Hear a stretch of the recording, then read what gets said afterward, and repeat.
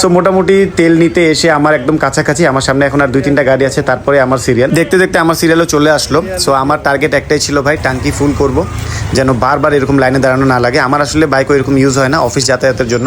So একবার ট্যাঙ্কি ফুল করে নিলে আমার মোটামুটি 15-20 দিন আমার হয়ে যায়। 15-20 দিন আমাকে আর মোটামুটি লাইনে দাঁড়াতে হবে না। সো এই জন্য আজকে পুরো টার্গেট ছিল যে ট্যাঙ্কিটা ফুল করব। সো এইটাই হচ্ছে বড় বিষয়, যে বলছিলাম এই পাম্পে সিরিয়ালে দাঁড়ানোর একটা মজার বিষয় আছে।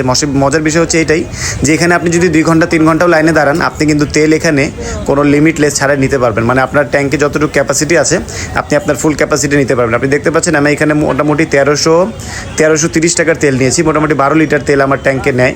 সো আমি মোটামুটি আবার ট্যাঙ্কে ফুল করেই তেলটা নিয়েছি। অসাধারণ ভাই, ট্যাঙ্ক ফুল রাখার যে একটা স্যাটিসফ্যাকশন এখন আসলে তেলের যে এই সংকটকালীনে যে ফুল ট্যাঙ্ক করে তেল পাইছি, এই তেল পাওয়ার পর যে ফিলিংসটা, এটাই অন্যরকম ভাই। সো খুবই ভালো লাগছে। আলটিমেটলি আমার 2-3 ঘন্টার যে আমার জার্নিটা ছিল, 2-3 ঘন্টার যে ওয়েটিং করছিলাম, ওইটার আমি পুরোপুরি একটা সাফল্য পেয়ে গেছি। সো এই তেলটা নিয়ে নেওয়ার পর এখন আমার মনে করেন আর 15-20 দিন কোনো তেলের সিরিয়ালে কোনো জায়গায় দাঁড়ানোর কোনো আর প্রয়োজন নেই। সো আপনাদের এখানকার তেলের পাম্পের কী অবস্থা, কতটুকু করে তেল পাচ্ছেন এবং কোথা থেকে কীভাবে তেল কালেক্ট করছেন এবং বাইরে খোলা তেল কত টাকা করে কিনেছেন, একটু জানাবেন কমেন্ট করে।